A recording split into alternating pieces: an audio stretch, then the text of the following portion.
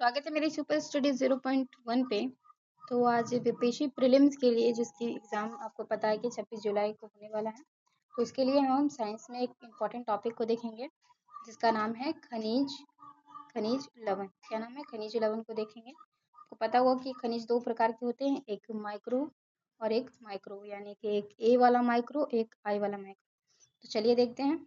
जैसे कि हम बड़ा वाला माइक्रो में देखेंगे, बड़ा वाला माइक्रो मिनरल में अधिक मात्रिक खनिज तत्व है। क्या है? अधिक मात्रिक खनिज तत्व है। इसमें क्या क्या होता है? तो कैल्शियम, फास्फोरस, गंधक, सोडियम और पोटाशियम होता है।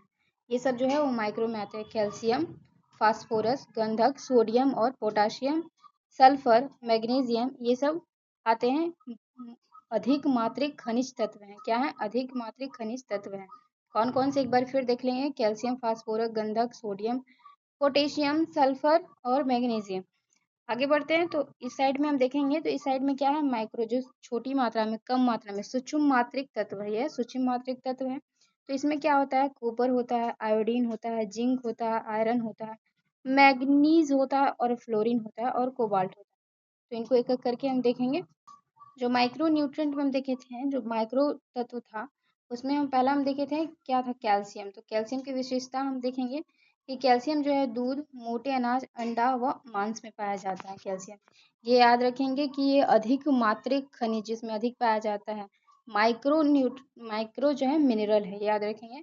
तो मुख्य बिंदु इसमें देखेंगे कैल्शियम में कि यह जो है हमारी हड्डियों तथा मांसपेशियों और दांतों को मजबूती के आवश्यक आना माना जाता है। यानी कि कैल्शियम जो है वो हमारी हड्डी हो या मांसपेशी हो या दांतों की मजबूती के लिए आवश्यक इसे जाना जाता है या माना जाता है।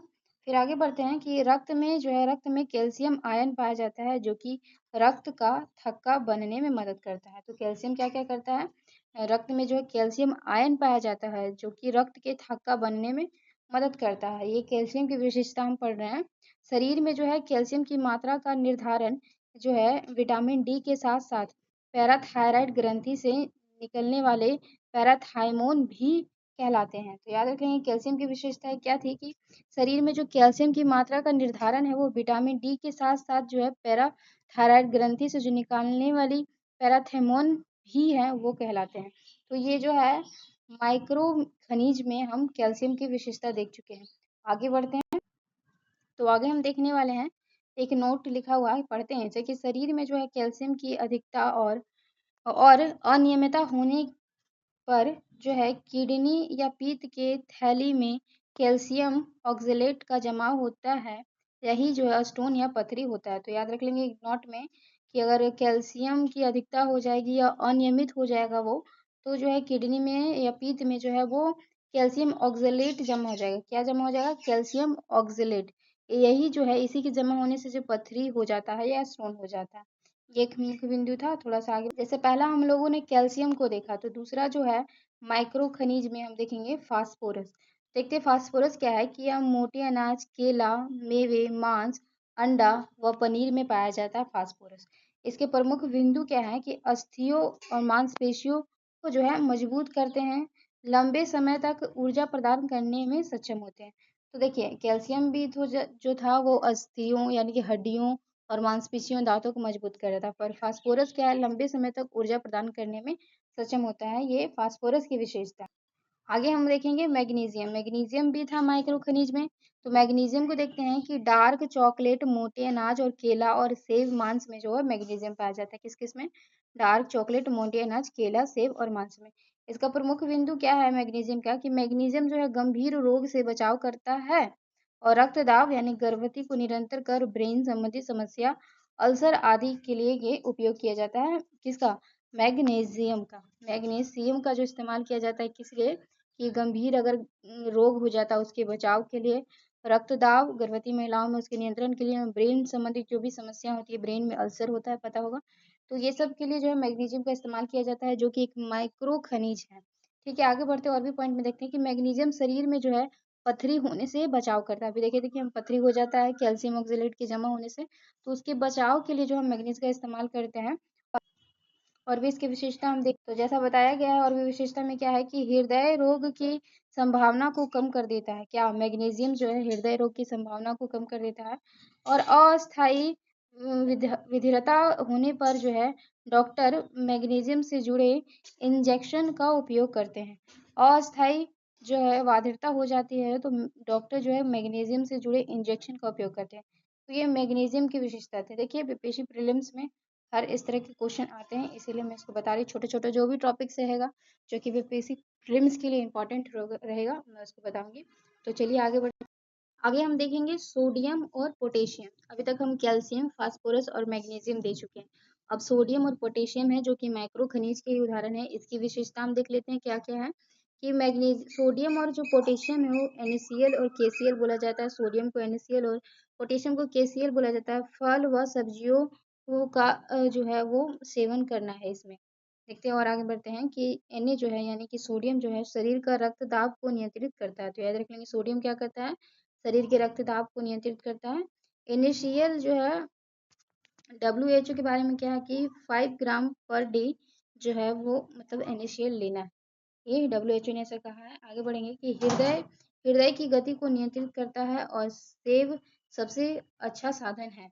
जो NaCl है या हृदय की गति को नियंत्रण करने का जो सबसे अच्छा साधन है वो सेव है। आगे बढ़ते हैं तो देखेंगे कि Na कि सोडियम और K पोटेशियम कमजोर होने से मानसिक सक्रियता में कमी होती है। अगर सोडियम और पोटेशियम की कमी हो जाएगी तो मानसिक सक्रियता में कमी होती है।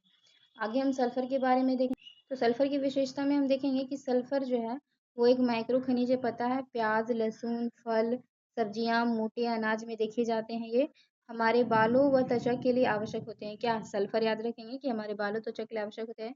सल्फर की अधिकता से बाल जो है घुंघराले और त्वचा फटने लगते हैं। अगर सल्फर अधिक हो जाएगा तो बाल घुंघराले हो जाएंगे, त्वचा भी फटने लगेगी।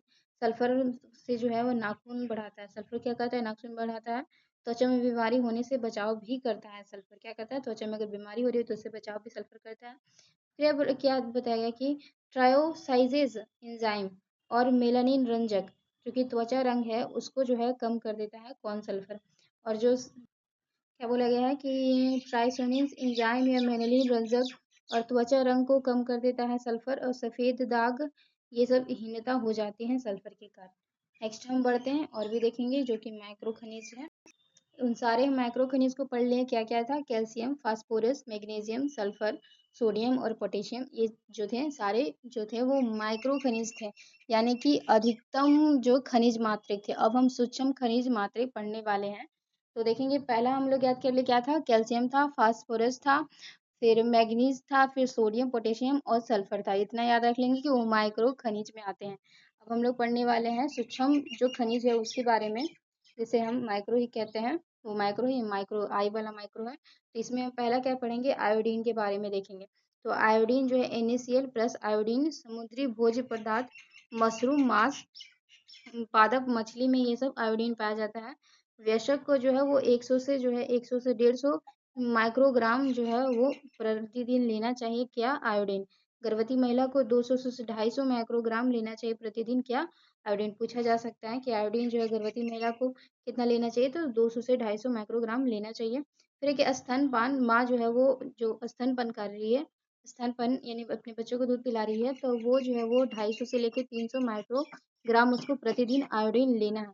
फिर देखते हैं कि आयोडीन की कमी से होने पर अगर आयोडीन का कमी हो जाता है तो घेगा या ग्वाइटर या गलकन नामक जो है वो रोग हो जाता है और थायराइड ग्रंथि में सूजन आ जाती है। ठीक है, और आगे देखेंगे कि आयोडीन से क्या होता है कि गर्भवती जो होती है वो आयोडीन आयोडीन से गर्भ में पल रहे बच्चे को मानसिक अवस्था, जड़ बाधिता और क्रिएटिज्म हो सकता है अगर आयोडीन की कमी हो जाती है। आगे आगे देख रहे हैं हम क्या कि आयोडीन अधिक होने पर कैंसर की संभावना जो है वो बन सकती है। तो याद रखें कि आयोडीन जो अधिक हो जाती है उससे कैंसर की संभावना बन जाती है। समुद्र लेमिनेरिया बुरे सवाल है।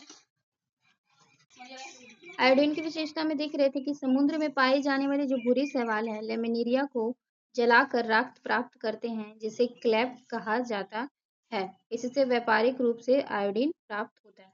तो अगर आपसे पूछा जाए कि जो आयोडीन जो है व्यापारिक रूप से हम कैसे प्राप्त कर सकते हैं तो आयोडीन को, तो वो जो है समुद्र में पाए जाने वाले बुरी सामान लेमिनेरिया को जलाकर प्राप्त करते हैं जिसे क्लैप कहा जाता है। इसको याद रखेंगे इस पॉइंट को। उससे ही हम क्या करते हैं, आयोडीन प्राप्त करते हैं। नेक्स्ट बढ़ते हैं हम आगे। तो अब हम माइक्रो खनिज में ही आयरन को देखेंगे। पहले हम क्या दे चुके हैं, आयोडीन दे चुके हैं, अब आयरन को देखेंगे। जिसे लोहा कहा जाता है। पालक और अन्य हरी सब्जियों में जो है मनोरंगा, सहजन, चना, गुड़, सेव मोटे अनाज में पाए जाते हैं और ये जो है 75% जो होते हैं आरबीसी में होते हैं, हीमोग्लोबिन के लिए होते हैं और यकृत को सुरक्षित रखता है क्या? तो आयरन। आगे बढ़ते हैं, देखेंगे क्या बताया कि लोहे की अधिकता की मात्रा जो है आरबीसी के साथ होती है और यह हीमोग्लोबिन में मौजूद होता है। अधिक मात्रा का लोह यकृत में जमा होता है, आवश्यकता पड़ने पर हम उपयोग में ले आते हैं। फिर देखते हैं कि अगर कमी हो जाएगी तो एनीमिया हो जाएगी। ठीक, कमी अगर हो जाती है इसका आयरन का तो एनीमिया हो जाएगा। ठीक, आगे बढ़ते हैं। तो अब माइक्रो जो खनिज है उसमें अब जिंक की बारी है। यह शरीर में जो है प्रतिरक्षा तंत्र नियंत्रित करता है और बच्चों में जो है सेक्सुअल वृद्धि करता है। खनिज जो जिंक है जो कि एक माइक्रो सूक्ष्म यानी कि न्यूनतम खनिज तत्व वाला जो तत्व है ये, वो क्या करता है? तो उसका देखिए जिंक के बारे में बताया गया है कि यह शरीर में जो है प्रतिरक्षा तंत्र को नियंत्रित करता है और बच्चों में जो है सेक्सुअल वृद्धि करता है। फिर आते हैं फ्लोरीन है जो कि दांतों और हड्डियों के लिए आवश्यक माना जाता है फ्लोरीन। और देखते हैं कि फ्लोरीन जो है मुख्य तौर पर पेयजल के साथ उपलब्ध होता है फ्लोरीन।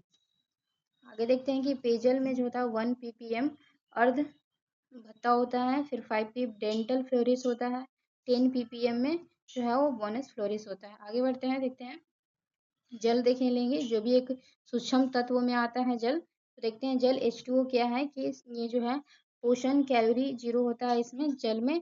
और जल जो है एक प्रकार का अकार्बनिक यौगिक है जो हमारे शरीर के जैविक रूप में या जीवन के तत्व के रूप में मौजूद है। यह शरीर के जो है उपचयी क्रियाओं में तरलता बनाए रखने में मदद करता है। एंजाइम, हार्मोन आदि निर्माण और अवशिष्ट पदार्थ को बाहर करता है और बाह्य आघात से सुरक्षा भी करता है। जल से हमारे शरीर में जो है वो 60 से 65% जल की मात्रा होती है और ये बच्चों में यह अधिक ज़्यादा होती है जल की मात्रा। और देखते हैं कि नोट में कि हमें प्रतिदिन जो है लगभग जो है कितना तो 2500 से 3000 जो मिली लीटर शुद्ध जल पीने की आवश्यकता होती है। लगभग इतने ही जल निकलना होता है। ये सारे हम लोगों ने पढ़ लिए जो अधिक मात्रिक खनिज तत्व थे, यानी माइक्रो मिनरल और माइक्रो मिनरल सूक्ष्म मात्रिक तत्व दोनों जो थे पढ़ लिए। हम एक बार याद कर लेंगे कि जैसे हमने कैल्शियम देखा जो अधिक सूक्ष्म मात्रा होते हैं उसमें कैल्शियम देखा, फास्फोरस देखा, फिर सल्फर देखा, फिर सोडियम पोटेशियम देखा और फिर लास्ट में हम लोग ने देखा था मैग्नीज भी देखा था। ये सारे जो थे वो क्या थे, वो जो अधिक होते हैं वो थे, क्या थे, अधिक होते हैं वो थे। फिर उसके बाद हम लोगों ने जो ये था जो सूक्ष्म था उसमें हम लोगों ने आयोडीन देखा, फिर हम लोगों ने आयोडीन के बाद आयरन देखा, आयरन के बाद जिंक देखा और जिंक के बाद वाटर। तो ये सारे जो न्यूट्रिएंट थे जो एग्जाम में पूछे जाते हैं। अच्छा लगे तो जरूर सेशन को लाइक कर दीजिएगा।